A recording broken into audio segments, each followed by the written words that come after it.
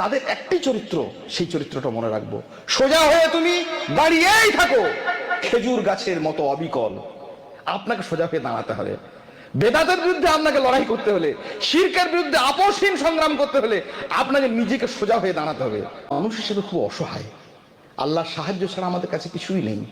আল্লাহ নিজেই বলেছেন, খুলিকাল ইনসানু দাঈফা, মানুষকে সৃষ্টি করা হয়েছে দুর্বল করে।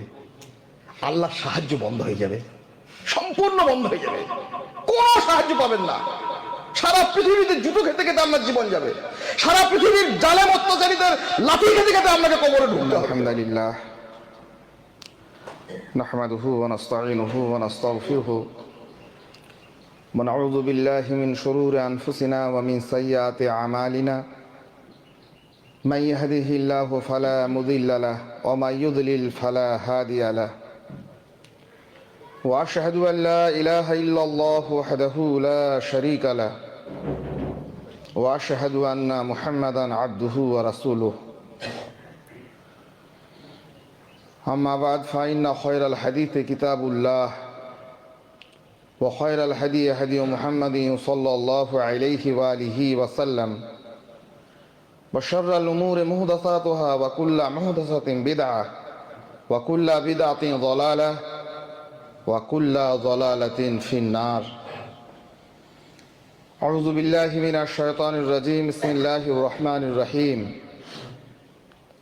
يا أيها الذين آمنوا اتقوا الله حق تقاته ولا تموتن إلا وأنتم مسلمون يا أيها الناس اتقوا ربكم الذي خلقكم من نفس واحدة وخلق منها زوجها وبث منهما رجالا كثيرا ونساء واتقوا الله الذي تساءلون به والأرحام إن الله كان عليكم رقيبا يا أيها الذين آمنوا اتقوا الله وقولوا قولا سديدا يصلح لكم أعمالكم ويغفر لكم ذنوبكم ومن يطع الله ورسوله فقد فاز فوزا عظيما সম্মানিত সুধী শ্রোতৃমণ্ডলী, মহান আল্লাহ আমাদের প্রতি অনেক অনুগ্রহ করেছেন, দয়া করেছেন, আমাদেরকে একসঙ্গে একত্রিত হয়ে জুমার খুতবায় উপস্থিত হওয়ার তৌফিক দিয়েছেন। আন্তরিকভাবে আমরা জ্ঞাপন করি আলহামদুলিল্লাহ। সুন্দর একটি পরিবেশ, একটা ইলমি পরিবেশ। এই জামিয়ার বিশিষ্ট গুণী শিক্ষক মণ্ডলী, কোরআন এবং সুন্নাহর আলোয় আলোকিত আদর্শিত দেশ বিদেশের নানান প্রান্তের ছাত্র, তোলাবায়ে কিরাম, সার্বিক আমাদের সমস্ত মানুষের এই উপস্থিতি পবিত্র কোরআন এবং সুন্নাহর আলোকে জুমার খুতবায় আমাদের এই আগমন একমাত্র মহান আল্লাহর দয়ায়, তার করুণায় সংগঠিত হতে পারে। অসংখ্য দরুদ সালাম বিবর্ষিত হোক নবী মুহাম্মদুর রাসূলুল্লাহ সাল্লাল্লাহু আলাইহি সাল্লামের উপর, যিনি আমাদের কাছে রেখে গেছেন এক দিন, এমন এক দিন তারাকতুকুম ফিল বাইদা লাইলুহা কান্নাহারিহা। রাসূল সাল্লাল্লাহু আলাইহি সাল্লাম স্পষ্ট করে গেছেন যে তোমাদেরকে এমন এক আলোকোজ্জ্বল দিনের উপর রেখে গেলাম, এমন একটা আলোকিত দিন যেখানে রাত্রিটাও দিনের মতো উজ্জ্বল, পরিষ্কার, পরিচ্ছন্ন। সেই দিনের ভিতরে, সেই দিনের মধ্যে, সেই দিনের প্রতি সার্বিক আনুগত্য রেখে আমরা যে আজকে অনুপ্রাণিত হতে পেরেছি, যার আদর্শে, যার সুন্নায়, যার ভালোবাসায়, সেই নবী মুহাম্মদুর রাসূলুল্লাহ সাল্লাল্লাহু আলাইহি সাল্লামের উপর অসংখ্য দরুদ সালাম বিবর্ষিত হোক। আল্লাহুম্মা সাল্লি আলাইহি আল্লাহুম্মা বারিক আলাইহি। খুব গুণী মানুষদের এখানে সমাগম ঘটে আলহামদুলিল্লাহ।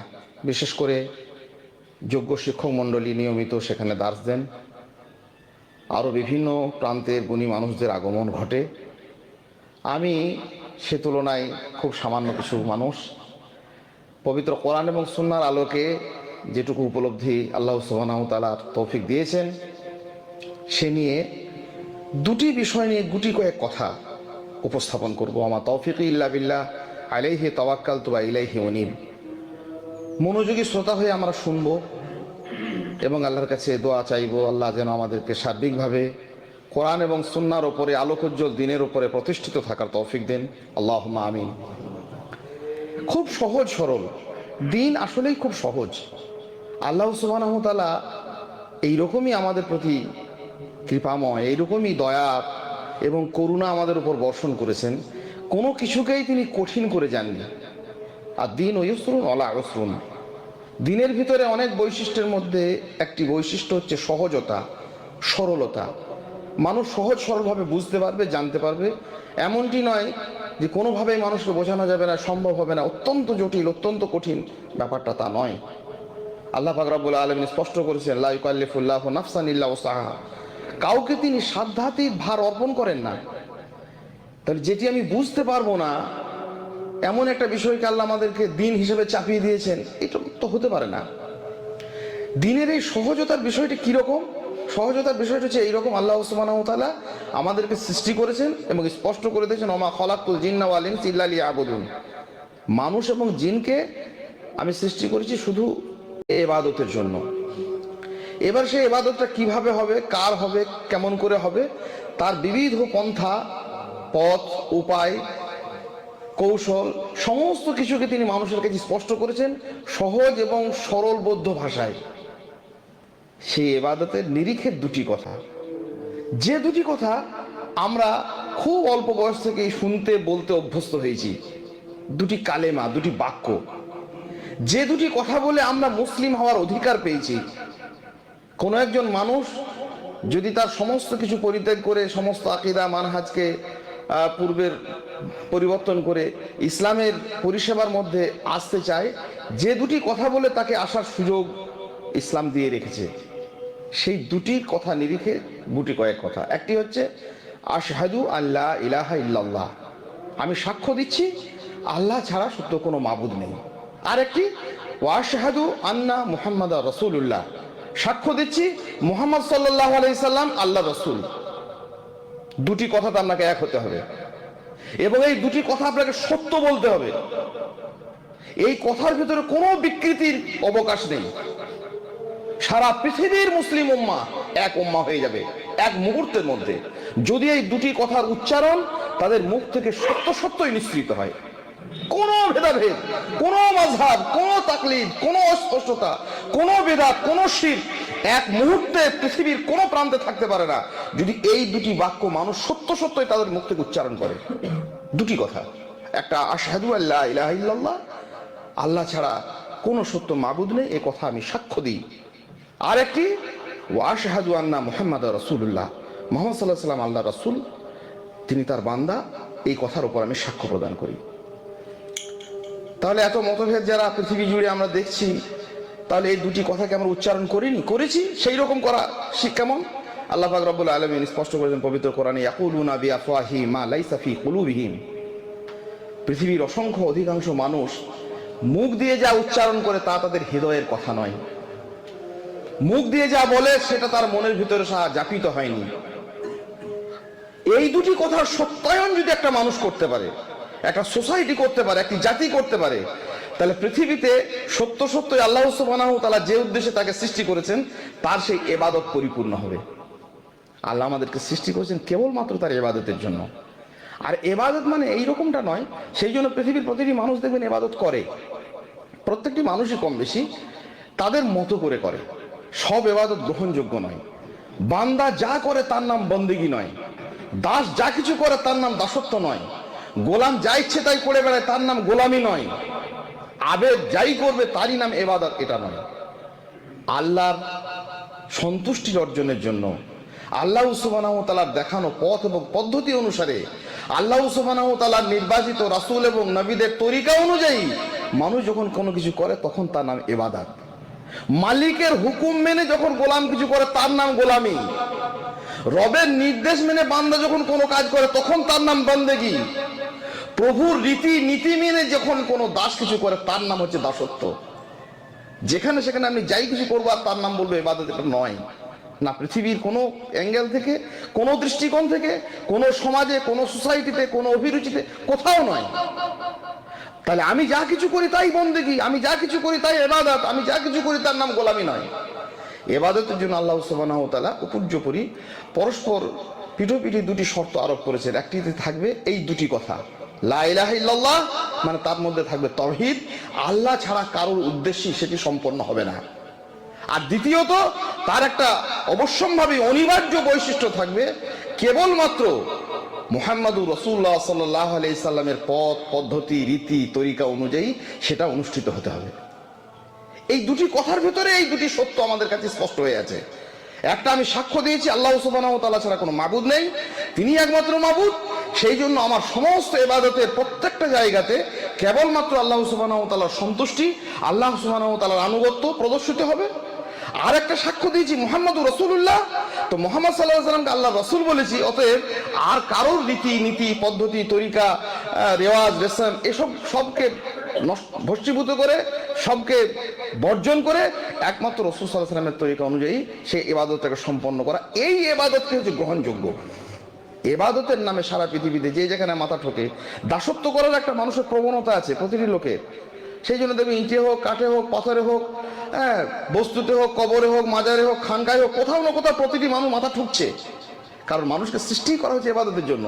সেই জন্য কোনো না কোনো ভাবে মানুষ কিন্তু ইবাদত করতে চায়, কিন্তু গ্রহণযোগ্য ইবাদতের শর্ত হচ্ছে দুটি। তার মধ্যে দুটি কালেমা যা পড়ে আমরা মুসলিম হয়েছি, একটা থাকবে আশহাদু আল্লা ইলাহা ইল্লাল্লাহ, আরেকটি থাকবে আশহাদু আন্না মুহাম্মাদুর রাসূলুল্লাহ। যদি দুটি না থাকে তাহলে ব্যাপারটা কেমন হবে সেই নিয়ে গুটি কয়েক কথা। যদি প্রথম কথা আশহাদু আল্লা ইলাহা ইল্লাল্লাহ এই কথাটি আমার সত্য না হয়, মুখ থেকে বলা, হৃদয়ের জাতিত না হয়, যদি তার ভিতরে তাওহীদ না থাকে, তাহলে সেটা পরিণত হবে শিরকে।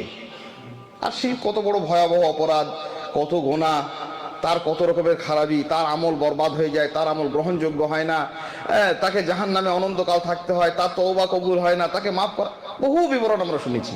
একটি গুরুত্বপূর্ণ কথা বলে শিরকের একটু ধারণা দিতে চাইছি। উহুদের যুদ্ধ শেষ হয়েছে, চারপাশে রক্তক্ষয়ী মানুষের লাশ পড়ে আছে, থমথমে একটা আবহাওয়া, স্বজন হারানো, ব্যথাতুর কান্নায় ক্রন্দনরত অসংখ্য মানুষ। নবী মুহাম্মদুর রাসূলুল্লাহ সাল্লাল্লাহু আলাইহি সাল্লাম এবং যে কজন সাহাবী সেখানে রয়েছেন, তাদের প্রচুর আত্মীয় এবং প্রচুর স্বজন, প্রচুর মানুষ নিহত হয়েছেন, ক্ষতিগ্রস্ত হয়েছেন। স্বয়ং রাসূলুল্লাহ সাল্লাল্লাহু আলাইহি সাল্লাম ক্ষতিগ্রস্ত হয়েছেন, তার রুবাই দাঁত ভেঙে গেছে, মাথায় শিঙা ঢুকেছে, বিপর্যয়ের পর বিপর্যয়। এই বিপর্যস্ত উহুদের যুদ্ধের ময়দানে নবী সাল্লাল্লাহু আলাইহি সাল্লাম, আবু বকর রাদিয়াল্লাহু তাআলা আনহু, ওমর রাদিয়াল্লাহু তাআলা আনহু, তিনজন মানুষ আরো দু একজন সাহাবী মিলে একটা টিলার নিচে একটা গুহার মতো সেই জায়গাতে তারা বসে আছে। খানিকটা দূরেই উঁচু একটা পাহাড়ে দাঁড়িয়ে আছে আবু সুফিয়ান, উদ্ধত, বিজয়ের গর্বে উল্লসিত, মুমিন এবং মুসলিম উম্মার ক্ষতিতে হৃদয়ে তার ভিতরে বিরাজ করছে জয়ের ধ্বজা। চিৎকার করে হঠাৎ বলে উঠল, কে? আবু সুফিয়ান। আফিকুম মুহাম্মদ। আবু সুফিয়ান কি জানতো জানেন? আবু সুফিয়ান মনে করেছে মুহাম্মদ সাল্লাল্লাহু আলাইহি ওয়াসাল্লাম মারা গেছেন, সেই জন্য চিৎকার করে বলছে আফিকুম মুহাম্মদ। কত লজ্জাজনক কথা মুহাম্মদ সাল্লাল্লাহু আলাইহি ওয়াসাল্লামের ব্যাপারে। পরপর তিনবার এই কথাটি উচ্চারণ করছে। যখন কোনো সারা শব্দ আসছে না, তখন ও ভাবছে যে তাহলে সত্যি মুহাম্মদ সাল্লাল্লাহু আলাইহি ওয়াসাল্লাম মারা গেছেন এই যুদ্ধে। তারপর আফিকুম ইবনু আবি কুহাফা, আবু কুহাফার ছেলে আবু বকর আছে তোমাদের মধ্যে বেঁচে এখনো? তাচ্ছিল্য করে, অবজ্ঞা করে। আফিকুম ওমর ইবনুল খাত্তাব, খাত্তাবের ছেলে ওমর তোমাদের মধ্যে বেঁচে আছে? আচ্ছা, এই কথাগুলো যখন আবু সুফিয়ান বলছে, তখন রাসূলুল্লাহ সাল্লাল্লাহু আলাইহি ওয়াসাল্লামের সঙ্গে সাহাবীদের কেমন মনে হচ্ছে? রাগে, ঘৃণায়, এই তাচ্ছিল্যের জবাব দেওয়ার জন্য তাদের বুকের ভিতরটা ছটফট করছে যে আমরা গিয়ে বলি যে আমরা বেঁচে আছি। কিন্তু রাসূলুল্লাহ সাল্লাল্লাহু আলাইহি ওয়াসাল্লাম প্রত্যেক যতবার সে চিৎকার ধ্বনি দিচ্ছে আবু সুফিয়ান, রাসূলুল্লাহ সাল্লাল্লাহু আলাইহি ওয়াসাল্লাম বলছেন চুপ করো, কোনো জবাব দিও না। কি হবে জবাব দিয়ে? এখন আবার ঝামেলা হবে নাকি, ঝঞ্ঝট হবে? নিজেদের দুঃখ বেদনা হতাশা নিয়ে তারা নানা রকমের কষ্টের মধ্যে রয়েছেন, কত স্বজন প্রিয় মানুষজন তাদের কাছ থেকে বিদায় নিয়েছেন। এইসব ভাবনা চিন্তা করে আল্লাহ রাসূল সাল্লাল্লাহু আলাইহি ওয়াসাল্লাম বলেন ঠিক আছে, ওরা যা বলছে বলুক, আবু সুফিয়ান চুপ করে থাকো। আবু সুফিয়ান তারা মনের মধ্যে একটা খুব আনন্দ পাচ্ছে যে তাহলে তিনজনই মনে হয় নাই। তখন আবু সুফিয়ান বলছে ওইলুল হুবল, হুবল ঠাকুরের জয় হোক। নবী মুহাম্মদ রাসূলুল্লাহ সাল্লাল্লাহু আলাইহি ওয়াসাল্লাম ওমরের দিকে তাকিয়ে বলছেন, এই ওমর চুপ করে আছো কেন? উত্তর দাও, জবাব দাও। ওমর একটু অবাক হচ্ছেন যে ইয়া রাসূলুল্লাহ এতক্ষণ তো আপনি বললেন চুপ করে থাকো, এতক্ষণ রাসূল সাল্লাল্লাহু আলাইহি ওয়াসাল্লামকে তাচ্ছিল্য করেছে, আবু বকরকে তাচ্ছিল্য করেছে, ওমরকে তাচ্ছিল্য করেছে, তাদের মৃত্যু কামনা করে উল্লসিত হয়েছে। রাসূল সাল্লাল্লাহু আলাইহি ওয়াসাল্লাম বলেছেন এটা কোনো ব্যাপার নয়। কিন্তু এবারে কি বলছে আবু সুফিয়ান, ওয়াইলুল হুবল, হুবল ঠাকুর উচ্চ হোক, মানে তাওহীদের সূচি স্নিগ্ধ পবিত্র দেওয়ালে আঘাত এনেছে। রাসূলুল্লাহ সাল্লাল্লাহু আলাইহি ওয়াসাল্লাম বলেন আর নীরবতা নয়, তুমি এবার জোরে করে কথা বলো। ওমর বলছেন কি বলবো, তুমি বলো আল্লাহু আযজা ওয়া জাল, আল্লাহ মহান, আল্লাহ সর্বোন্নত, আল্লাহ সবথেকে সম্মানিত, আল্লাহ সবচেয়ে বড়। কখন? তাওহীদের গায়ে যখন আঁচড় লাগে। আপনি আমার গায়ে আঁচড় দিন, সোসাইটির গায়ে দিন, সমাজের গায়ে দিন, সন্তানের গায়ে দিন, পিতামাতার গায়ে দিন, নীরবতা পালন করতে পারি। তাওহীদের গায়ে যখন আঁচড় লেগেছে, মুমিন তখন গর্জে উঠেছে। আবু সুফিয়ান তখন তো আরো রেগে, তখন আবু সুফিয়ান বলছেন লানান উজ্জা ওয়ালা উজ্জা লাকুম, আমাদের উজ্জা দেবী আছে, তোমাদের নেই। রাসূল সাল্লাল্লাহু আলাইহি ওয়াসাল্লাম আবারও অন্যায় করছে, আবার কথা বলো, তোমরা বলো আল্লাহু মাওলানা ওয়ালা মাওলা লাকুম, আল্লাহ আমাদের রব, আল্লাহ আমাদের অভিভাবক, তোমাদের কোনো অভিভাবক নেই। তাহলে এতক্ষণ ধরে রাসূলুল্লাহ সাল্লাল্লাহু আলাইহি ওয়াসাল্লাম নীরবতা পালনের পর গর্জে উঠেছেন তখন, যখন তাওহীদের সঙ্গে কোন রকমের আপোষ, তাওহীদকে কেন্দ্র করে কোন রকমের আপোষ, নবী রাসূল আলাইহিস সালাতু ওয়াত তাসলিম, নূহ আলাইহিস সালাম থেকে মুহাম্মদুর রাসূলুল্লাহ সাল্লাল্লাহু আলাইহি ওয়াসাল্লাম পর্যন্ত প্রত্যেক নবী রাসূলের কাজই ছিল ওয়ালাকাদ বাসনা ফি কুল্লি উম্মাতিন রাসূলান আনিবুদু ওয়াস্তানিবুত, আনিবুদুল্লাহ ওয়াস্তানিবুত তাগুত, কেবলমাত্র আল্লাহর ইবাদতের বার্তা প্রেরণ করা, কেবলমাত্র আল্লাহর ইবাদত করা, তাগুতকে বর্জন করা, শিরকের সঙ্গে কোনো এক মুহূর্তের সঙ্গে আপোষ নয়, শিরকের সঙ্গে কোনো এক মুহূর্তের জন্য সম্বন্ধ নয়। যে কালেমা শিরক ঘটিত কালেমা ছিল, সেই কালেমার বিরোধিতা করা, বিরুদ্ধাচরণ করা, এটা ছিল মুমিনের দায়িত্ব। সব ভুলে গেলাম। এই তো মাত্র ১৫০০ বছরের সময়ের কালে কোরআন সুন্নাতে সব জলজল করছে, স্পষ্ট হয়ে রয়েছে। আমরা কিসের নাম উচ্চারণ করলাম? কেউ খানকার, কেউ হুজুরের, কেউ দাদার, কেউ বাপের, কেউ বললো আমাদের বাপ দাদা করেছে, কেউ আত্মীয় স্বজন করেছে, অমুক করেছে, তমুক করেছে। কত লোকের নাম উচ্চারণ করলাম, কার বিরুদ্ধে? আল্লাহ সুবহানাহু ওয়া তাআলার বিরুদ্ধে। শিরক হচ্ছে মূলত স্বয়ং সরাসরি মহান আল্লাহ সুবহানাহু ওয়া তাআলার উপরে বিরুদ্ধাচরণ। সেই জন্য শিরকের গুনাহ অমার্জিত, শিরকের পাপ ভয়াবহ। শিরক থাকলে আর যাই হবে, হোক গে নাই হোক গে, প্রথম কথা তার আমল হবে ভস্মীভূত, কোনো কাজ আর তার কাজ নয়, সবটাই বেকার। আমাদের ইবাদতকে সম্পন্ন করার জন্য আমরা মানুষ হয়ে জন্মেছি। আল্লাহ সুবহানাহু ওয়া তাআলা আমাদেরকে ইবাদতের জন্য পৃথিবীতে পাঠিয়েছেন। ইবাদতের দুটি শর্ত, একটা হচ্ছে তার মধ্যে তাওহীদ যুক্ত আর শিরক মুক্ত, আর দ্বিতীয়ত ইবাদত হবে সুন্নাহ যুক্ত, বিদআত মুক্ত। ইবাদতের দুটি কথা, একটা হচ্ছে সেটা হবে তাওহীদ যুক্ত এবং শিরক মুক্ত, আর সেটি হবে সুন্নাহ যুক্ত, সুন্নাহর সঙ্গে তার আষ্টে পৃষ্ঠে সম্পর্ক থাকবে। আর কি থাকবে? বেদাত মুক্ত। আল্লাহ পাক রব্বুল আলামিন আমাদেরকে সেই সার্বিক তৌফিক দিন, আল্লাহুম্মা আমিন। শিরক নিয়ে নানান পর্যায়ে বিভিন্ন বিষয়ে আমাদের দাস, বিভিন্ন রকমের আমাদের ক্লাস, বিভিন্ন আলোচনা ইতিপূর্বে হয়েছে, আগামীতে হবে ইনশাআল্লাহ তাআলা আজিজ। বেদাত প্রসঙ্গে দুটি একটি কথা। বেদাত হচ্ছে প্রথম কথা মুহাম্মদুর রাসূলুল্লাহ সাল্লাল্লাহু আলাইহি সাল্লামের সঙ্গে বিরুদ্ধাচরণ সরাসরি। যে নবীকে সর্বোচ্চ ভালোবাসা, ওমর রাদিয়াল্লাহু তাআলা আনহু স্পষ্ট হাদিস, রাসূলুল্লাহ সাল্লাল্লাহু আলাইহি ওয়াসাল্লাম বললেন যে তুমি এখনো মুমিন হতে পারোনি যতক্ষণ তোমার সমস্ত কিছু থেকে, তোমার মাল থেকে, তোমার সন্তানের ওয়ালাদিহি ওয়ালিদি ওয়ান নাসে আজমাইন, সমস্ত মানব জাতি থেকে মুহাম্মদুর রাসূলুল্লাহ সাল্লাল্লাহু আলাইহি সাল্লামকে ভালোবাসা, এটি ঈমানের একটা সর্বোচ্চ পর্যায়। যদি না থাকে তাহলে ঈমান তার পূর্ণ নয়। মুহাম্মদুর রাসূলুল্লাহ সাল্লাল্লাহু আলাইহি সাল্লামকে ভালোবাসতে হবে। আর ভালোবাসতে গেলে ভালোবাসার সংজ্ঞা কি? আল্লাহ পাক রব্বুল আলামিন স্পষ্ট করে দিচ্ছেন, ইন কুনতুম তুহিব্বুনাল্লাহ ফাত্তাবিউনি। যদি আল্লাহকে ভালোবাসতে চাই তাহলে মুহাম্মদ সাল্লাল্লাহু আলাইহি সাল্লামের ইত্তেবা করতে হবে। আর মুহাম্মদ সাল্লাল্লাহু আলাইহি সাল্লামকে ভালোবাসতে গেলে বাপের ইত্তেবা করতে হবে। নাউজুবিল্লাহ। কি রকম মানুষ সহজ সরল কথাকে কত পেঁচিয়ে ঘুরিয়ে অন্যদিকে নিয়ে চলে গেল। আল্লাহ সুবহানাহু ওয়া তাআলা স্পষ্ট করছেন যে যদি আল্লাহর সঙ্গেও তোমরা ভালোবাসা রাখতে চাও, আল্লাহকে যদি ভালোবাসতে চাও, তবুও মুহাম্মদ সাল্লাল্লাহু আলাইহি সাল্লামের ইত্তেবা অপরিহার্য।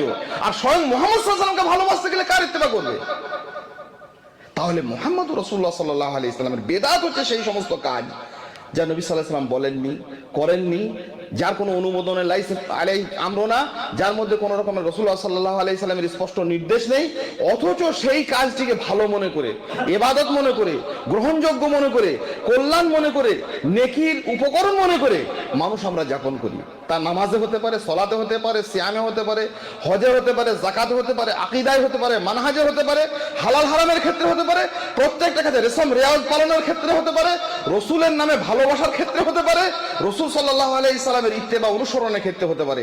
যা তার অনুসরণ নয়, যা তার পক্ষ থেকে আগত সিয়ামের পদ্ধতি নয়, রোজার পদ্ধতি নয়, নামাজের পদ্ধতি নয়, যাকাতের পদ্ধতি নয়, সেই সমস্ত রীতিনীতিকে নতুন করে আমাদের অভিনবত্ব একটা চালু করা, এই হচ্ছে বেদাত। আর এই বেদাত হচ্ছে প্রথম কথা মুহাম্মদুর রাসূলুল্লাহ সাল্লাল্লাহু আলাইহি সাল্লামের স্পষ্ট বিরুদ্ধাচরণ। আল্লাহ পাক রব্বুল আলামিন পবিত্র কোরআনে স্পষ্ট, ওয়া ইশাকিকি রাসূল মিন বা'দি মা তাবায়্যানা লাহুল হুদা, যারা রাসূলের সঙ্গে বিরুদ্ধাচরণ করে, কোন সাহসে, কোন আক্কেলে, কোন বুদ্ধি বিবেচনায়, কোন নির্বুদ্ধিতায় মানুষ এই কাজ করতে পারে? যার উপরে সর্বোচ্চ ভালোবাসা জ্ঞাপন করা অপরিহার্য ছিল, তার সঙ্গে আমি বিরুদ্ধাচরণ করছি। ইন্না লিল্লাহি ওয়া ইন্না ইলাইহি রাজিউন। পৃথিবীর প্রত্যেকটি কাজ তার একটা সিস্টেম আছে, দুনিয়াবি যত কাজ আছে, যে তার একটা স্পষ্ট রীতি নীতি পদ্ধতি ইত্যাদি অপরিহার্য। সেই রীতি নীতি পদ্ধতিগুলি যদি বর্জন করা হয়, সেই কাজটি সুসম্পন্ন হতে পারে না, গ্রহণযোগ্য হতে পারে না।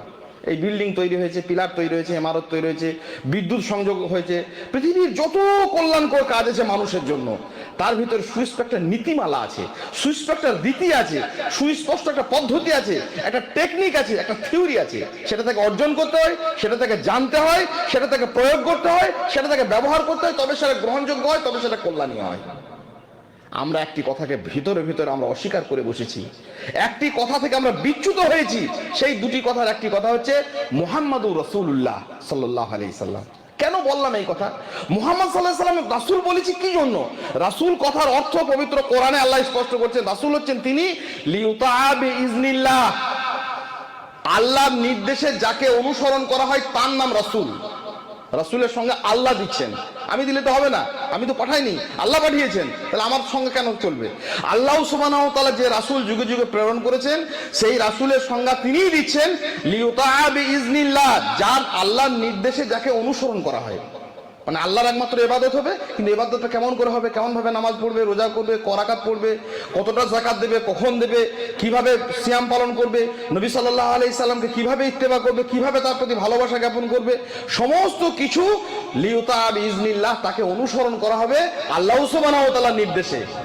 এই জন্য রাসূল পাঠানো হয়েছে।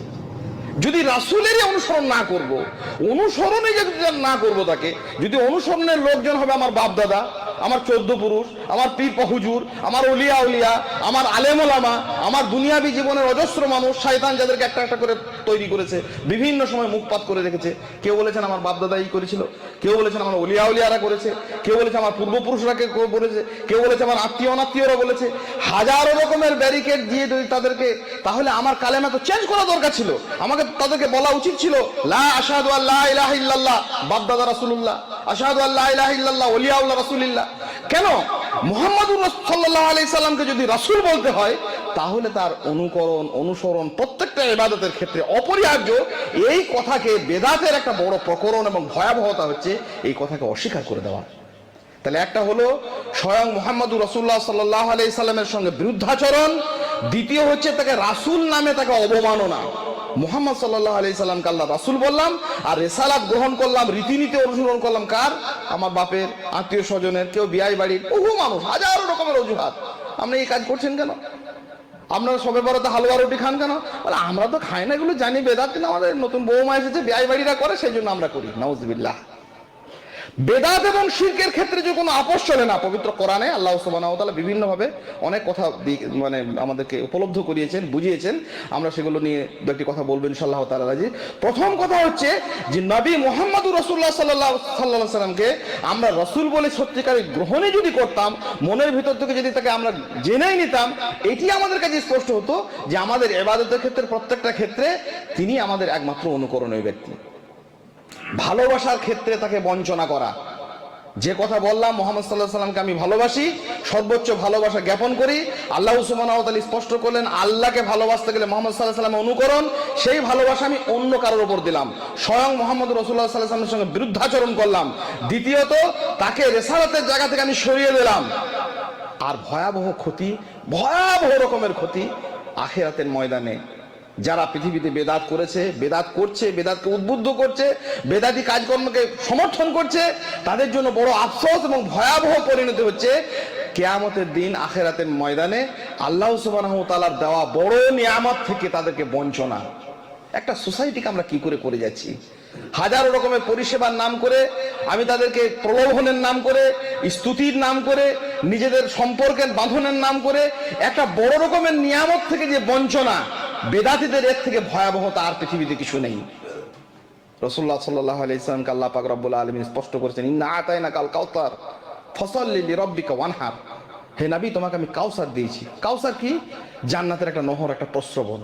রাসূলুল্লাহ সাল্লাল্লাহু আলাইহি ওয়াসাল্লাম জান্নাত থেকে ফিরে এসেছেন যখন মেরাজের সময়ে, সব সাহাবায়ে কিরাম রাদিয়াল্লাহু তাআলা আনহুম উন্মুখ হয়ে আছেন। ইয়া রাসূলুল্লাহ, কি দেখলেন? জান্নাত বলে কথা, আমাদের বাপের ঠিকানা, আমাদের বাপ আদম আলাইহিস সালাম সেখানে ছিলেন, জান্নাতে যাওয়ার আকাঙ্ক্ষা আমাদের ব্যাকুল। সাহাবায়ে কিরাম সব তুমুল আগ্রহ নিয়ে বসে আছেন। তো রাসূলুল্লাহ সাল্লাল্লাহু আলাইহি ওয়াসাল্লাম সব বর্ণনা দিচ্ছেন। বলেন কাউসার? বলে আমি কাউসার দেখেছি, আমি কাউসারের কাছে গেলাম, এমনকি তার পানির বিবরণ, দুপাশের পার স্বর্ণ খচিত, রৌপ্য নির্মিত, মিশকি আম্বারের মতো তার নিচের পানি কুলকুল করে বয়ে যাচ্ছে, এবং সেখানে নানা রকমের ইয়াকুত এবং মতি সেই সমস্ত নির্ঝরার সঙ্গে ঝরে প্রবাহিত হচ্ছে। দুধের থেকে অধিক শুভ্র, মধুর থেকে তার সুমিষ্টতা আরো বহু গুণে বেশি। নবী সাল্লাল্লাহু আলাইহি ওয়াসাল্লাম বলছেন, আমি গিয়ে আর নিজেকে ধরে রাখতে না পেরে আমি কাউসারের পানিতে হাত ডুবিয়ে দিলাম, দিয়ে বললাম, এই জিবরিল এটা কি? জিবরিল আলাইহিস সালাম বললেন, এটাই সেই কাউসার আল্লাহ সুবহানাহু ওয়া তাআলা যার ওয়াদা করেছেন, প্রতিশ্রুতি দিয়েছেন তোমাকে এবং আপনাকে এবং আপনার উম্মতের জন্য। আলহামদুলিল্লাহ। এই কাউসার থেকে বঞ্চিত হবে সেই সব মানুষ কারা করছে? ধর্ম ব্যবসার নাম করে, নিজেদের সামান্য অর্থ পুঁজি নাম করে, আত্মীয় স্বজনের সম্পর্ক রাখার নাম করে, নানা রকমের অজস্র রকমের অমার্জনীয় এবং অপ্রীতিকর পরিস্থিতির শিকার হয়ে কাউসার থেকে নিজেকে এবং অন্যকে বঞ্চিত করার মতো এত বড় একটা ন্যাক্কারজনক কাজ করে গেছে কারা? যারা বেদাতে উদ্ভাবন করেছে, বেদাতকে লালন করেছে, সমাজকে প্রতিষ্ঠিত করেছে বেদাতের উপর, এবং আজও নিজে বেদাতকে নিয়ে সম্পৃক্ত হয়েছে। নবী সাল্লাল্লাহু আলাইহি সাল্লাম বলছেন যে আমার কাছে একদিন আসবে অসংখ্য মানুষ, দেখতে পাবো তাদের সব সাজদার উজুদ জায়গাগুলো চমকিত হচ্ছে, আমি ভাববো আমার উম্মাদ, আমি কাউসার পান করাবো লক্ষ লক্ষ মানুষকে। আকাশের অসংখ্য তারকার মতো, নক্ষত্র খচিত আকাশের দিকে তাকিয়ে রাসূলুল্লাহ সাল্লাল্লাহু আলাইহি ওয়াসাল্লাম বলছেন যে অসংখ্য তারকার মতো এইরকম রূপোর পাত্র আমার সামনে হাজির করা হবে, কিন্তু কিছু মানুষের সামনে পর্দা পড়ে যাবে, আড়াল হবে। আমি বলবো, এরা কারা? এরা আমার উম্মত, এদেরকে পানি পান করাবো? জিবরিল এসে বলবেন, জি না, আপনি বিগত হওয়ার পর আপনার দিনকে এরা পরিবর্তন করেছিল, যা আপনি বলেননি তাই করেছিল, যা বলেছেন তার অমান্য করেছিল। এরাই হচ্ছে বেদাতি, এরাই হচ্ছে নতুন জিনিস, নতুন নতুন উদ্ভাবনকারী। রাসূলুল্লাহ সাল্লাল্লাহু আলাইহি ওয়াসাল্লাম তখন বলবেন, সুকান মান গায়্যারা বাজে, আমার পরে যারা দিনকে পরিবর্তন করেছে দূর হয়ে যাক তারা। আজকে বেদাতের সর্বোচ্চ রকমের ভয়াবহতা, মানব জাতির প্রতি সর্বাত্মক খেয়ানত হচ্ছে যে এমন তোর একটা আল্লাহ সুবহানাহু ওয়া তাআলা নির্ধারিত নিয়ামত, যা আল্লাহ পাক রব্বুল আলামিন নবী মুহাম্মদ রাসূলুল্লাহ সাল্লাল্লাহু আলাইহি ওয়াসাল্লামের জন্য খাস করেছেন, তার উম্মতের জন্য এই নিয়ামত স্বরূপ সেটাকে প্রদান করেছেন। এইরকম একটা গুরুত্বপূর্ণ নিয়ামত থেকে কিয়ামতের দিন বঞ্চনার এই অভিযোগ কাদের উপরে? এই বেদাতের একটা বড় রকমের ভয়ানকতা। আমরা অসংখ্যভাবে এই সমস্ত বেদাতগুলো উদযাপন করেছি। নবী মুহাম্মদ রাসূলুল্লাহ সাল্লাল্লাহু আলাইহি সাল্লামকে ভালোবাসার নাম করে। আসলে ইবলিস শয়তানের একটা বড় রকমের প্রপাগান্ডা ছিল যে মানুষকে জাহান্নামী বানানোর জন্য তাকে ইবাদত থেকে সম্পূর্ণ সরিয়ে নিয়ে যাওয়া ইবলিসের সাধ্য নেই, কারণ মানুষ ইবাদতের জন্য সৃষ্ট হয়েছে, সেই জন্য কোনো না কোনোভাবে মানুষ ইবাদত করতে চায়। ইবলিস শয়তানের প্রবল এবং গভীর তার লিপ্সা এবং তার চাহিদা হলো মানুষ ইবাদত করবেই, তাহলে ইবাদতটাকেই বরবাদ করে দেওয়া। আর মানুষের ইবাদত বরবাদ করণের জন্য ইবলিস শয়তানের দুটি পদ্ধতি, যে ইবাদতে শিরক ঢুকিয়ে দেওয়া, যেটা করেছিল নূহ আলাইহিস সালামের যুগ থেকে। আর যখন দেখলো যে শিরক থেকে মানুষ আস্তে আস্তে মোটামুটি কিছুটা সরছে, তখন ইবাদতকে আরো বেশি একবার ভস্মীভূত করে দেওয়ার জন্য ইবাদতের ভেতরে বেদাত ঢুকিয়ে দেওয়া। সলাতে বেদাত ঢুকলো, নামাজে ঢুকলো, রোজাতে ঢুকলো, হজে ঢুকলো, আরকানে ঢুকলো, হজ করতে গেল। আমরা উমরা করতে গেছিলাম গত বছরে, ইন্না লিল্লাহি ওয়া ইন্না ইলাইহি রাজিউন। হাজার হাজার মানুষ যাচ্ছে, কামরাতে এসে বলছে আবার নামাজ পড়ছে আসরের। জি, আপনি নামাজ পড়ে নেন, বাইতুল্লাহতে গিয়ে কাবার ইমামের পিছনে নামাজ পড়ে আবার নামাজ পড়ছে আসরের পর, আসর থেকে মাগরিবের কোনো নামাজ নেই। ওই যে ওই নামাজটা ওয়াক্তে হয়নি, আমাদের হুজুর বলেছেন নামাজটা ওয়াক্ত আসেনি, ওরা ওয়াক্তের আগে নামাজ পড়ে। আপনারা আহলে হাদিস, আপনারা সালাফি, সেই জন্য আমাদের হুজুর বাড়ি থেকে আসার সময় বলে দিয়েছে যে যা করবে করুক, তুমি তোমার মতো করবে। আসরের আর ফজরের নামাজগুলো, আসরের নামাজটা বিশেষ করে তোমরা আলাদা করে পড়ে নেবে। নাউজুবিল্লাহ মিন যালিক। কারা মানুষকে এইভাবে ভ্রষ্ট করেছে? আমরা তাদের জন্য বদদোয়া করি না, অভিশাপ নয়, তাদের জন্য দোয়া করি আল্লাহ তাদেরকে হেদায়েত দিন, এবং তাদের ব্যাপারে আমরা সতর্ক থাকি আল্লাহ যেন আমাদেরকে ওইরকম গোমরাহ না করে দেন। আল্লাহর ঘরে গিয়ে, বাইতুল্লাহ গিয়ে কয়েক ডজন নয়, কয়েকশো বেদাত করে গেছে। নবী মুহাম্মদ রাসূলুল্লাহ সাল্লাল্লাহু আলাইহি ওয়াসাল্লামের কবরের কাছে গিয়ে, বাইতুল্লাহ গিয়ে, সাফা মারোয় গিয়ে, মুজদালিফায় গিয়ে, হাজারো জায়গাতে সমস্ত রকমের ইবাদতে নতুন নতুন এই তত্ত্ব আরম্ভ করা। আমাদের দেশে বেদাতের প্রকরণে তো শেষ নেই। বেদাতকে চিনবেন কি করে? খুব সরল সহজ একটা পদ্ধতি বলে দিই। বেদাত হচ্ছে একটা ভয়াবহ এইরকম কাজ, যেটি চেনার খুব সহজ একটা উপায় আছে। সুন্নাহ চেনার উপায় হচ্ছে, সারা পৃথিবীতে সুন্নাহ হচ্ছে একটাই, কারণ সুন্নাহ মানুষের তৈরি করা নয়, নবী রাসূলুল্লাহ সাল্লাল্লাহু আলাইহি ওয়াসাল্লামের দিয়ে যাওয়া। সোমবার আর বৃহস্পতিবার রোজা রেখেছেন রাসূলুল্লাহ সাল্লাল্লাহু আলাইহি ওয়াসাল্লাম, এটা সুন্নাহ, গোটা পৃথিবীতে প্রচলিত। রাসূলুল্লাহ সাল্লাল্লাহু আলাইহি সাল্লাম যেগুলো সুন্নাত করেছেন, ফরজ সালাতের পর নামাজ পড়েছেন 2 রাকাত, কোথাও বিতর পড়েছেন, কোথাও সুন্নত পড়েছেন, যখন তাহাজ্জুদ পড়েছেন, যেগুলো প্রতিষ্ঠিত সুন্নাত সারা পৃথিবীতে সেটা একইভাবে প্রচলিত আছে। কিন্তু বেদাত দেখবেন, হুগলির বেদাত আর মেদিনীপুরের বেদাত আলাদা, 24 পরগনার বেদাত আর বীরভূমের বেদাত আলাদা। এরা নবীর নামে 1 রাকাত পড়ে তো আর 1000 রাকাত পড়ে, ও 1000 রাকাত পড়ে তো 500 রাকাত পড়ে। ও রজব মাসে ইবাদত করে, ও তো জিলকাত মাসে করে। ও সবে বরাতে একরকম আচরণ করে তো ও আরেক রকম আচরণ করে। পৃথিবীতে কোথাও বেদাত কিন্তু একরকম না। কেন? এটা মানুষের তৈরি কিন্তু ভ্রষ্টতা, এটা গোমরাহি, এটা পথভ্রষ্টতার একটা লক্ষণ। সেই জন্য পৃথিবীর কোন বেদাত, চীনের বেদাত আর আফ্রিকার বেদাত এক হবে? হবে না। কিন্তু চীনের সুন্নাহ আর আফ্রিকার সুন্নাহ একটাই, কারণ নবী মুহাম্মদ রাসূলুল্লাহ সাল্লাল্লাহু আলাইহি ওয়াসাল্লাম এটা প্রতিষ্ঠা করেছেন। সৌদির সুন্নাহ আর হুগলির সুন্নাহ একটাই, কেন? ওটা রাসূলুল্লাহ সাল্লাল্লাহু আলাইহি ওয়াসাল্লামের অনুসরণ অনুকরণের মাধ্যমে প্রতিষ্ঠিত হয়েছে। আর বেদাত যেহেতু মানুষের তৈরি, গোমরাদের তৈরি, ধর্ম ব্যবসায়ীদের তৈরি, মানুষের সম্পদ লুটে পুটে খাওয়ার যারা অভিলাষী তাদের তৈরি, সেই জন্য বেদাত সারা পৃথিবীতে একত্রিত হয়নি। চিনতে পারছেন না নিজেদের বেদাতগুলোকে? এখানকার বেদাত মরার পরে এখানে একরকম করে, তার এক জায়গাতে একরকম করে। এক জায়গাতে গেলাম দক্ষিণ 24 পরগনায়, আমাদের এক বন্ধু সাথী ভাই আর তার আত্মীয় মারা গিয়েছিল। বলে গোসল, একজন মহিলা মারা গেছেন, বলে গোসল 2 বার দিতে হবে। কেন 2 বার দিতে হবে? না, একবার ওর নাপাকির কারণে একবার গোসল দিতে হবে, আর একবার এই মাইয়েতের জন্য একবার গোসল দিতে হবে। 2 বার গোসল দিল, কোনো কথা শুনলো না। বেদাত, এই বেদাতটা এখানে চালু নেই। তাহলে বেদাতের মূল একটা বড় প্রকরণ হচ্ছে, বেদাত চেনার একটা ভালো উপায় হচ্ছে যে কি, যে সেটা পৃথিবীর নানান জায়গাতে, নানান স্থানে, নানান কালে, নানান সময়ে, 200 বছর আগে যে বেদাত ছিল, এখন নতুন নতুন বেদাত তৈরি হয়েছে। মুহাম্মদ রাসূলুল্লাহ সাল্লাল্লাহু আলাইহি ওয়াসাল্লামের জন্মদিনে আশেকে রাসূল তৈরি হয়েছে। গান বাজনা, আমি কাপাসিয়া এখানে থাকি, গান বাজনা থেকে আরম্ভ করে নানা রকমের রঙ্গ ব্যঙ্গ তৈরি করে, ঢাক ঢোল বাজিয়ে পিটিয়ে কি পালন করছে? মুহাম্মদ রাসূলুল্লাহ সাল্লাল্লাহু আলাইহি ওয়াসাল্লামের জন্মদিন। নাউজুবিল্লাহ মিন হাযা। সারা পৃথিবীর এই সমস্ত বেদাতি আলেমরা নীরব, নিশ্চুপ, নির্বাক শ্রোতা এবং দর্শক হয়ে দাঁড়িয়ে আছে। কেন? কথা বললেই রুজি রুটিতে টান পড়বে। আল্লাহ সুবহানাহু ওয়া তাআলা শিখিয়েছেন, বেদাত এবং শিরকের ক্ষেত্রে কোনো ধরনের আপোষ নয়, আর কোন ধরনের কারোর সঙ্গে আপোষ নয়। এই মহান কথাটি পবিত্র কোরআনে আল্লাহ সুবহানাহু ওয়া তাআলা বিভিন্নভাবে উল্লেখ করে দিয়েছেন এবং আমাদেরকে চাক্ষুষ দেখিয়ে দিয়েছেন। একটা দৃষ্টান্ত দিই। তৌহিদে, আল্লাহর কাছে একমাত্র গ্রহণযোগ্য ইবাদতকে স্পষ্ট করার জন্য যত নবী রাসূল এসেছেন, তৌহিদবাদীদের একটা নেতা বলা হয়, তৌহিদবাদীদের আমির বলা হয় ইব্রাহিম আলাইহিস সালাতু ওয়াস তাসলিমকে। মুহাম্মদ সাল্লাল্লাহু আলাইহি ওয়াসাল্লামের পরে সবচেয়ে আমাদের কাছে কাছে, সবচেয়ে কাছে।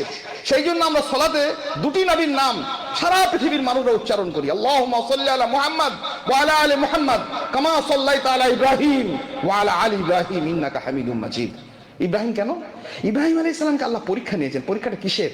পরীক্ষাটা এই যে তোমাকে তৌহিদ প্রতিষ্ঠিত করতে হবে, তোমাকে ধূলিসাৎ করে দিতে হবে শিরকের যত রকমের আবহ, মানুষের তৈরি মানব রচিত বিধানকে তোমাকে ছুঁড়ে ফেলে দিতে হবে। তার জন্য তোমাকে পরীক্ষা দিতে হবে। আপনি যদি বেদাত নিরসন করতে চান, বেদাত থেকে বাঁচতে চাই, শিরক থেকে মুক্ত হতে চাই, এটা সহজ ব্যাপার নয়।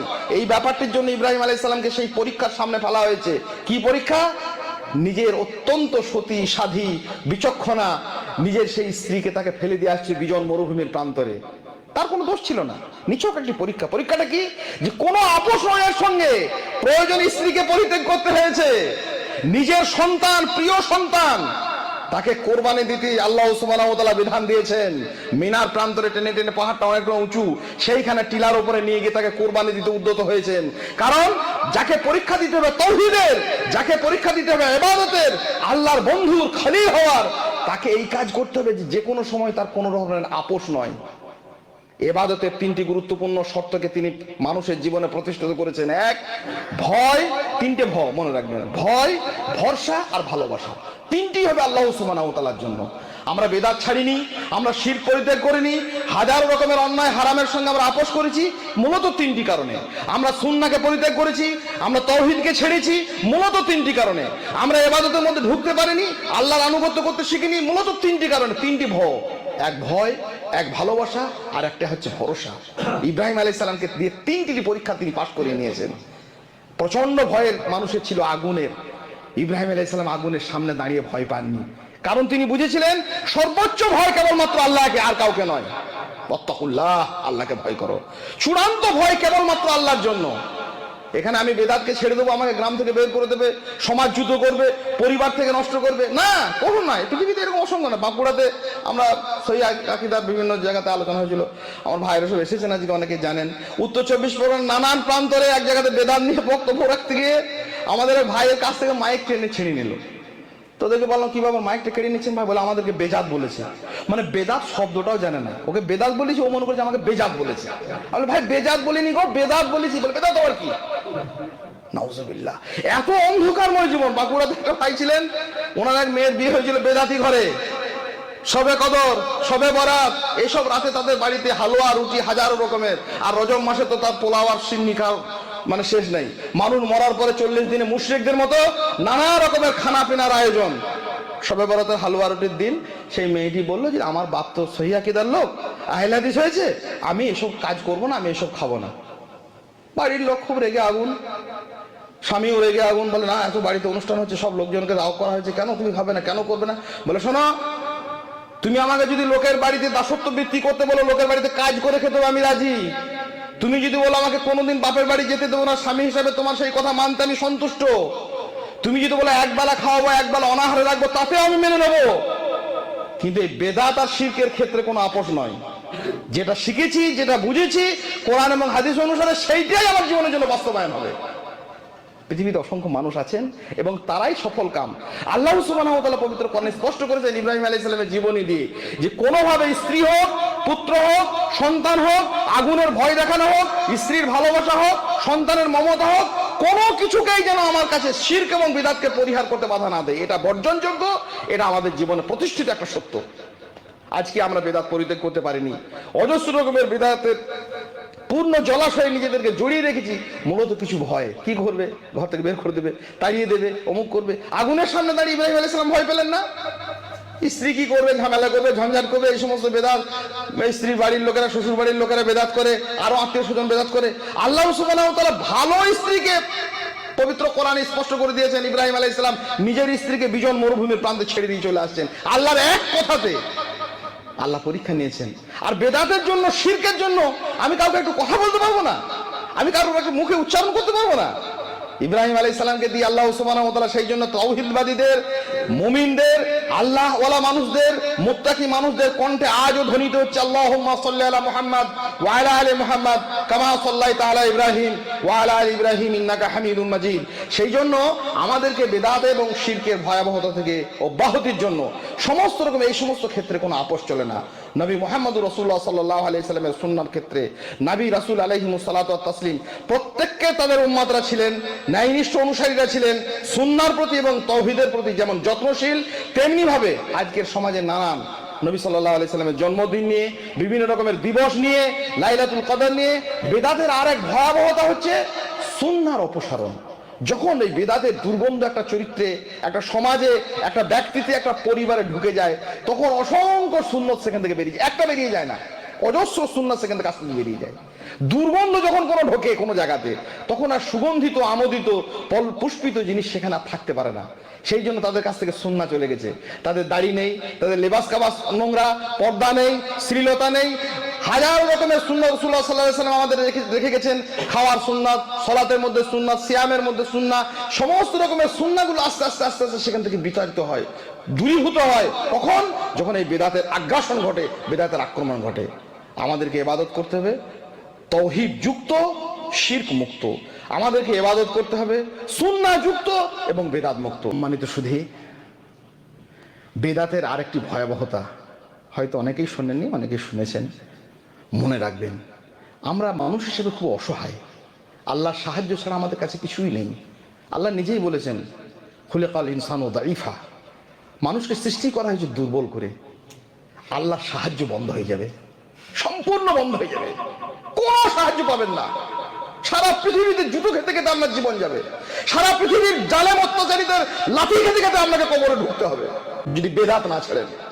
জাহান্নামের আগুনে পুড়তে তো পরের কথা, সারা পৃথিবীতে আপনার জন্য সাহায্য বন্ধ হয়ে যাবে শুধু যদি বেদাত না ছাড়েন। একটা দৃষ্টান্ত বলে আজকের আলোচনা শেষ করব। বদরের যুদ্ধে আল্লাহ সুবহানাহু ওয়া তাআলা কাছে যখন কাঁদতে লাগলেন সাহাবীরা, নবী রাসূল সাল্লাল্লাহু আলাইহি ওয়াসাল্লাম নিজেই দোয়া করছেন, কাঁদছেন, আল্লাহ তোমার দিনকে যদি সহযোগিতা না করো, সাহায্য না করো, তাহলে এই দিন আজকে মিটিয়ে যাবে। তো আল্লাহ সুবহানাহু ওয়া তাআলা দেখলেন এটা তো সাংঘাতিক ব্যাপার, এরা তো সম্পূর্ণ রসুলের ইত্তেবার উপরে আছে, রসুল যা বলছেন তাই শুনছে, আর সম্পূর্ণ আমার উপরে ভরসা করে আছে। দুটি জিনিস এদের মধ্যে ছিল, সাহাবায়ে কেরামের মধ্যে তাওহীদ ছিল আর সুন্নাহ ছিল, পরিপূর্ণ ছিল। বদরের প্রান্তে আল্লাহ সুবহানাহু ওয়া তাআলা সাহায্য পাঠালেন। কি সাহায্য পাঠালেন? আলফিন মিনাল মালাইকাতি মুরদিফিন, আসমান থেকে ফেরেশতা নামতে লাগলো। বদরে যদি ইবলিস শয়তানও ছিল মুশরিকদের দলে, ও সুরাকা বিন মালিক নামে একটা লোকের রূপ ধরেছিল। ও প্রথমে মুশরিকদেরকে খুব করছিল, উজ্জীবিত করছিল যে যুদ্ধ করো, আমি আছি। সুরাকা বিন মালিক নামে একজন লোক সেজে ও ছিল ওদের সঙ্গে। আর যখনই ও তো কেউ বুঝতে পারেনি, কিন্তু ইবলিস শয়তান নিজে বুঝতে পেরে গেছে যে আসমান থেকে এবার ফেরেশতা নামছে, নিজেই ছুটতে লেগেছে। হারেস বিন হিশাম বলে একটা লোক চিনতে পেরেছিল যে এ বদমাইশ মনে হচ্ছে অন্য কেউ হবে। তো এই লোকটা পালাচ্ছে কেন? গিয়ে ছুটে বুকে চেপে জোরে ধরেছে। কি ব্যাপার হুজুর? মুশরিকদেরই লোক, হারিস বিন হিশাম তখন মুশরিক। ও বলছে গিয়ে ওই সুরাকা বিন মালিক রূপে ইবলিস শয়তান, কিন্তু বলছে হুজুর পালাচ্ছেন কেন? এতক্ষণ বলছিলেন যুদ্ধ করো মুহাম্মদের বিরুদ্ধে, আর এখন পালাচ্ছেন? বলে ওরে আমি যা দেখতে পেয়েছি, তোরা যদি দেখতিস তো বদরের মাঠ থেকে পালিয়ে যেতিস, আসমান থেকে ফেরেশতা নামছে দেখ। নবী সাল্লাল্লাহু আলাইহি ওয়াসাল্লাম বলছেন আমি সামনে দেখতে পাচ্ছি। হামজাকে বলছেন, এই হামজা ছোট, জিবরিল আমিন আলাইহিস সালাতু ওয়াত তাসলিম ঘোড়ার লাগাম ধরে ছুটছে, তার ঘোড়ার খুয়ের পায়ে খুরের আঘাতে উত্থিত ধুলোগুলো আমি দেখতে পাচ্ছি। তাহলে কি শুনলেন? খুব মনে রাখবেন কথাটা। বদরের যুদ্ধে আল্লাহ পাক রব্বুল আলামিন আসমান থেকে ফেরেশতা দিয়ে সাহায্য করলেন। তার এক বছর পরে উহুদের যুদ্ধে, আল্লাহু আকবার, জুলুম আর নিপীড়নের কি কঠিন জায়গা। একটি মাত্র ঘটনাকে কেন্দ্র করে নবী সাল্লাল্লাহু আলাইহি সাল্লাম ওই সাহাবীদেরকে দান করে দিলেন একটা ঘাঁটিতে, আর 50 জন মতো সাহাবীকে বললেন তোমরা এই ঘাঁটি আগলে থাকো। রাসূল সাল্লাল্লাহু আলাইহি সাল্লাম আদেশ করলেন, রাসূল সাল্লাল্লাহু আলাইহি সাল্লাম সতর্ক করলেন যে পরিস্থিতি যতই কঠিন হোক তোমরা কিন্তু এই ঘাঁটি থেকে সরে যেও না পাবো, তোমরা এখানে কিন্তু স্থিরভাবে থাকবে। যখন দেখলো যে ইসলামের মুসলিমদের জয় অবশ্যম্ভাবী, সেই সাহাবাইদের অধিকাংশ প্রায় 40 জন মতো সেখান থেকে বেরিয়ে চলে এলেন। তাদের নিয়ত খারাপ ছিল না। এই যে কিছু বেদাতি বলে নিয়তটা তো ভালো, শবে বরাত করুক আর লাইলাতুল কদরে করুক আর হালুয়া রুটি খাক, মানুষকে তো খাওয়াচ্ছে, কাজটা তো ভালো। এই বেয়াদব কোথাকার, সাহাবীদের থেকে তোমাদের নিয়ত ভালো ছিল? সাহাবায়ে কেরামের নিয়ত ছিল যে গানিমতের সম্পদগুলোকে আমরা বিভিন্নভাবে সংগ্রহ করব, আমরা তো জয় হয়ে গেছি। কোনো নিয়তের ত্রুটি ছিল না। জান্নাতি তারা, তাদের জন্য জান্নাত ঘোষিত হয়েছে তারা, কিন্তু একটু মিস্টেক, সামান্যতম ভুল। কি?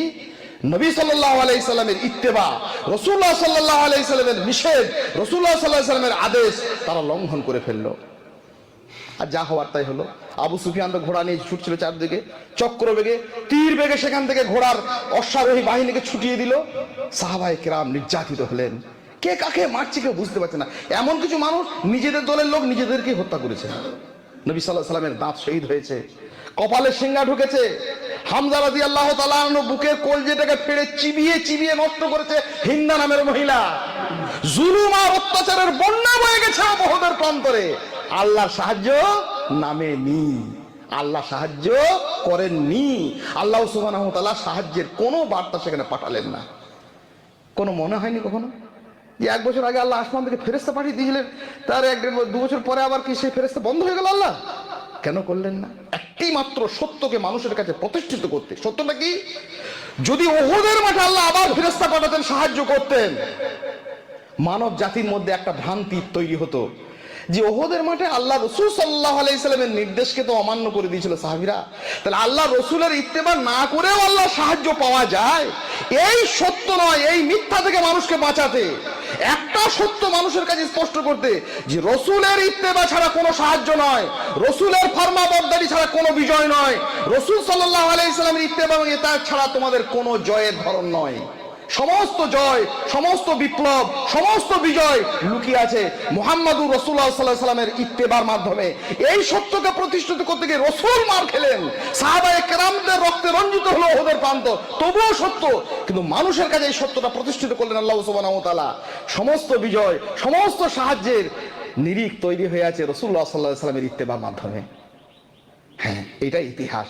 ইসলামের বিজয়ের স্বরূপ বলে একটি ভালো বই আছে, আরবি ভাষাতে ছিল, বাংলাতে ট্রান্সলেট হয়েছে, বিভিন্ন ভাষাতে হয়েছে, আলহামদুলিল্লাহ। সেখানে এটাকে নিয়ে বিস্তারিত আলোচনা করেছেন লেখক যে মুহাম্মাদুর রাসূলুল্লাহ সাল্লাল্লাহু আলাইহি সাল্লামের ইত্তেবা এবং ইতাআত ছাড়া যে কোনো বিজয় কোনোদিন সফলতা পেতে পারে না, কোনো সাহায্য আল্লাহ সুবহানাহু ওয়া তাআলা আসতে পারে না। যদি সাহায্য চলে আসতো তাহলে এই 10 জন সাহাবী যারা ঘাঁটিতে বসে প্রাণ আগলে জীবনযাপন মৃত্যুবরণ করেছিলেন, তাদের কাজটা ছোট হয়ে যেত। স্পষ্ট দেখানো হলো যে মুহাম্মাদুর রাসূলুল্লাহ সাল্লাল্লাহু আলাইহি সাল্লামের পূর্ণ ইত্তেবা এবং ইতাআত ছাড়া আল্লাহর সাহায্য আসতে পারে না। তাহলে কি করে মানবো? তাহলে রাসূলের বিরুদ্ধাচরণ হলো, মুহাম্মদ সাল্লাল্লাহু আলাইহি সাল্লাম বাদ দিয়ে অন্য কাউকে আমি রাসূল বলে ঠিকানা নিলাম, আমি নিজের বাপ দাদাকে রাসূলের থেকে অগ্রাধিকার করে দিলাম। কিয়ামতের আখিরাতে হাসরের ময়দানে আল্লাহ সুবহানাহু ওয়া তাআলার বড় একটা নিয়ামত, মহান নিয়ামত, এ থেকে কাউসারের পানি থেকে আমি বঞ্চিত হলাম, আর সমস্ত সাহায্যের দরজা আমার জন্য বন্ধ হয়ে গেল একটি মাত্র অপরাধের কারণে, এই বেদাতের কারণে। আর সেই বেদাতের পৃষ্ঠপোষকতা করছি, মসজিদে বসে বেদাত করছে, মাদ্রাসায় বসে বেদাত করছে, তাবিজ কবজ ধাগা লেখে মানুষ বেদাত করছে, হাজারো রকমের মাসলা দিয়ে মানুষ বেদাত করছে, নিজেদের চিটিংবাজি আর জালিয়াতিকে চালানোর জন্য নবী দিবসের নাম করে, শবে বরাতের নাম করে, রজবের নাম করে, হাজার রকমের সিয়ামের নাম করে, হাজার রাকাত নামাজ নাম করে 2 রাকাত ফরজ নামাজ পড়তে পারে না, 2 রাকাত সুন্নত নামাজ ঠিক করে পড়তে পারে না, তাকে দেওয়া হলো 1000 রাকাত নামাজ। আসসালামু আলাইকুম জানাজার মজলিসে, নাউজুবিল্লাহ। কি কাজ করছে? আপনারা 100 দরুদ পড়ুন, 300 লা ইলাহা ইল্লাল্লাহ পড়ুন, 100 মুখ শরীফ পড়ুন, পড়া হয়ে গেল। বলে আমাদের হয়ে গেল, বলে আমাকে হাওলা করে দিন। আমি একদিন বললাম, আপনার পড়া হয়েছে হুজুর? একবার সোজা করে আল্লাহুম্মা সাল্লি আলা মুহাম্মাদিন ওয়া আলা আলি মুহাম্মাদ বলতে পারে না, সে বলছে 100, সেই লোকটা বলছে আমি 100টা পড়ে দিলাম। এই যে জালিয়াতি মানুষের কাছে, দিনের কাছে, ধর্ম ব্যবসার নামে, এই বেদাতের জন্য আমাদের সঙ্গে কোনো আপোষ নয়। মনে রাখবে, নিজেদের সন্তান আমাদের কাছে প্রিয়, তাদের ভালোবাসা জরুরি, স্ত্রী প্রিয়, পরিবার প্রিয়, সম্পদ প্রিয়, কিন্তু সবার থেকে প্রিয় আল্লাহ এবং আল্লাহ রাসূল। ইসলামের মৌল নীতির উপর আমরা যেন দাঁড়াতে পারি। মুখে যে কথা বলি যে কালেমাতুত তাওহীদ লা ইলাহা ইল্লাল্লাহ, মুখে যে কথা সাক্ষ্য দিয়েছি আশহাদু আন্না মুহাম্মাদুর রাসূলুল্লাহ, ওই অবস্থাটা যেন এইরকম না হয় ইয়াকুলুনা বিআফওয়াহিহিম মা লাইসা ফি কুলুবিহিম। আমরা মুখে এক কথা বলবো, আমাদের হৃদয়ে এক কথা যাপিত হবে। ঈমানের ন্যূনতম শর্ত হচ্ছে 3টি: আমাদের ভাষা, আমাদের ভাবনা, আমাদের কাজ। যে কথা ভাববো সেই কথা বলবো, জীবনে সেটা বাস্তবায়ন করব। সুন্নাহর প্রতি আমাদের ভালোবাসা থাকতে হবে গভীর। সুন্নাহর প্রতি ভালোবাসার 2টি অর্থ: একটা, সুন্নাহকে, মুহাম্মদুর রাসূলুল্লাহ সাল্লাল্লাহু আলাইহি সাল্লাম যে তরিকা এবং পদ্ধতি দিয়ে গেছেন সেটিকে ভালোবাসা। দ্বিতীয়ত, সেটিকে যারা ভালোবাসে তাদেরকে ভালোবাসা। সুন্নাহ ভালোবাসার 3টি অংশ। আমরা বেদাতকে ভালোবেসে ফেলেছি, সুন্নাহ থেকে সরে এসেছি। সুন্নাহর ভালোবাসার এই পর্যায়টা আমরা জানি না। একটা মানুষ সুন্নাহ অনুযায়ী কোনো কাজ করছেন, সুন্নাহটাকে নিজে ভালোবাসা, যিনি ভালোবাসছেন তাকে ভালোবাসা, তার সঙ্গে যত রকমের দ্বন্দ্ব হবে হোক। নবী সাল্লাল্লাহু আলাইহি সাল্লামের একটা সুন্নাহকে তিনি যাপন করেছেন, একটা সুন্নাহকে তিনি ধারণ করেছেন, সেই জন্য তাকে ভালোবাসা। আর সুন্নাহর যে বিরোধিতা করেছে তার সঙ্গে বিরোধিতা করা। 3টি। কেন পারলাম না? কিসের ভয়? আগুনের সামনে ভয় পাইনি, সমুদ্রের সামনে ভয় পাইনি, মুসা আলাইহিস সালামের মতো, ইউনূস আলাইহিস সালামের মতো পানিতে ডুবে আমরা ভয় পাইনি। তাওহীদের কথা তখনও যদি আমাদের নবী রাসূলুল্লাহ উচ্চারণ করেছেন, সমুদ্রের উত্তাল সমুদ্রের মাঝে মুসা আলাইহিস সালাম উচ্চারণ করেছেন, আগুনের সামনে যে শাশ্বতমান ইব্রাহিম আলাইহিস সালাম উচ্চারণ করেছেন, কুয়োর মধ্যে থেকে ইউসুফ আলাইহিস সালাম যে কথা উচ্চারণ করেছেন, সেই তাওহীদের কথা, সেই রিসালাতের কথা আমরা স্বচ্ছ স্বাভাবিক, সবকিছু ঠিকঠাক আছে, কেন উচ্চারণ করতে পারবো না? কাজেই স্ত্রী হোক, পুত্র হোক, পরিবার হোক, সন্তান হোক, সকলের প্রতি আমাদের ভারসাম্যপূর্ণ ব্যবহার থাকবে, আচরণ থাকবে, ভালোবাসা থাকবে। কিন্তু শিরক এবং বেদাতের ক্ষেত্রে কোনো আপোষ নয়। শিরক এবং বেদাতের ক্ষেত্রে আমাদের কোনো ধরনের সামঞ্জস্য নয়। শিরক এবং বেদাতের সঙ্গে কোনো রকমের আমাদের মুখ চাওয়াচুরি নয়। এ ব্যাপারে আমাদেরকে শক্ত হতে হবে, মজবুত হতে হবে, আল্লাহকে পূর্ণভাবে ভালোবাসতে হবে। যে কালেমার সাক্ষ্য দিয়ে আমরা জান্নাতে যাবার জন্য আমরা প্রস্তুতি নিয়েছি, আশহাদু আল্লা ইলাহা ইল্লাল্লাহ, সে কথার উপর আমাদেরকে অটল থাকতে হবে, অবিচল থাকতে হবে। আল্লাহ পাক রব্বুল আলামিনের কাছে বেশি বেশি দোয়া করি, আল্লাহ পাক রব্বুল আলামিন সমস্ত রকমের ইবাদত পালনের জন্য, তৌহিদ যুক্ত ইবাদত এবং শিরক মুক্ত ইবাদত, ইবাদত আল্লাহর কাছে কবুলিয়াতের জন্য বেদাত মুক্ত ইবাদত এবং সুন্নাহ যুক্ত ইবাদত আমাদেরকে পালন করা তৌফিক দিন, আল্লাহুম্মা আমিন। যাদের মধ্যে এখনো অজস্র ভ্রষ্টতা রয়েছে, যে কারণেই হোক, আল্লাহ পাক রব্বুল আলামিন তাদের সেই ভ্রষ্টতা থেকে তাদেরকে অব্যাহতি দিন, আল্লাহুম্মা আমিন। কোনো ধ্বংসাত্মক কথা নিয়ে নয়, কোনো ঝগড়াঝাটি ফাসাদ নিয়ে নয়, আমরা তাদের কাছে বারবার সুন্নাতের দিকে ধাবিত করব, সুন্নাহর কথা বলবো। আর মুমিনদের যারা সুন্নাহকে মেনে চলে, যারা তাওহীদকে জীবনে যাপন করে চলে, তাদের একটি চরিত্র, সেই চরিত্রটা মনে রাখবো। সোজা হয়ে তুমি দাঁড়িয়েই থাকো, খেজুর গাছের মতো অবিকল। আপনাকে সোজা হয়ে দাঁড়াতে হবে। বেদাতের বিরুদ্ধে আপনাকে লড়াই করতে হলে, শিরকের বিরুদ্ধে আপোষহীন সংগ্রাম করতে হলে আপনাকে নিজেকে সোজা হয়ে দাঁড়াতে হবে। কবি বলছেন কেমন করে দাঁড়াবে? সেই দাঁড়ানোটা যেন হয় খেজুর গাছের মতো। খেজুর গাছ কিন্তু স্পষ্ট সোজা হয়ে দাঁড়িয়ে থাকে। সোজা হয়ে তুমি দাঁড়িয়েই থাকো, খেজুর গাছের মতো অবিকল। খেজুর গাছের উদাহরণটা কেন? অন্যান্য গাছ হলে হবে না। অন্যান্য গাছে কি জানেন, ঢিল ছুললে, কেউ আঘাত করলে সেই গাছ থেকে অনেক কিছু পড়ে, ডালপালা পড়ে, নোংরা আবর্জনা পড়ে, পাতা পড়ে। কিন্তু খেজুর গাছে আঘাত করলে, খেজুর গাছে যদি ঢিল ছোড়া হয়, খেজুরের পাতা ওইভাবে পড়ে না, কাঁটাও পড়ে না, শুধু ফল পড়ে। সেই জন্য কবি বলছেন সোজা হয়ে তুমি দাঁড়িয়েই থাকো, খেজুর গাছের মতো অবিকল। দুষ্ট লোকেরা যে যাই বলুক, তুমি ছুঁড়ে দাও সুমিষ্ট ফল। দুষ্ট লোকেরা যত আঘাতই করুক, তুমি ছুঁড়ে দেবে সুমিষ্ট ফল। আল্লাহ পাক রব্বুল আলামিন খেজুর গাছের মতো স্টিল থেকে আমাদেরকে ওই সুমিষ্ট ফল আমরা ছুঁড়ে দেবো। আমাদের কাছে অন্য কিছু নেই। কি আছে? কোরআন আছে, সুন্নাহ আছে। আল্লাহ পাক রব্বুল আলামিন তাওহীদ এবং সুন্নাহর উপরে অবিচল থাকার এবং অন্যকে নিয়ন্ত্রণ, ওই সুমিষ্ট সুপক্ষ খেজুরের মতো সুমিষ্ট এইরকম বিধান, কোরআন এবং সুন্নাহর বিধান প্রদান করার তৌফিক দিন, আল্লাহুম্মা আমিন। সেই দায়িত্বই আমাদের। এই মাদ্রাসাকে আরো যে সমস্ত জামিয়া আমাদের চারপাশে রয়েছে, যে সমস্ত আলেম ওলামার আলহামদুলিল্লাহ আমাদের কাছে রয়েছেন, যে সমস্ত তোলাবারা আগামী দিনে আলেম হতে চলেছেন, সকলকে এইভাবে খেজুর গাছের মতো অবিচল থেকে পবিত্র কোরআন এবং সুন্নাহকে মানুষের কাছে প্রচার এবং প্রসার করা তৌফিক দিন, আল্লাহুম্মা আমিন। রব্বানা আতিনা ফিদ দুনিয়া হাসানা ওয়া ফিল আখিরাতি হাসানা ওয়া কিনা আযাবান নার। রব্বানা যালামনা আনফুসানা ওয়া ইল্লাম তাগফির লানা ওয়া তারহামনা লানাকুনান্না মিনাল খাসিরিন। আল্লাহুম্মা ইন্না নাসআলুকাল হুদা ওয়াত তুকা ওয়াল আফাফা ওয়াল গিনা। আল্লাহুম্মা ইন্না নাউযু বিকা মিন কুল্লি বালাই দুনিয়া আযাবিল আখিরাহ। আল্লাহুম্মা ইন্না নাসআলুকাল আফিয়া ফিদ দুনিয়া ওয়াল আখিরাহ। আল্লাহুম্মা ইন্না নাসআলুকাল আফিয়া ফিদ দুনিয়া ওয়াল আখিরাহ। আস্তাগফিরুল্লাহ লি ওয়া লাকুম ওয়া লিসাইরিল মুসলিমিন ফাস্তাগফিরু ইন্নাহু হুয়াল গফুরুর রহিম।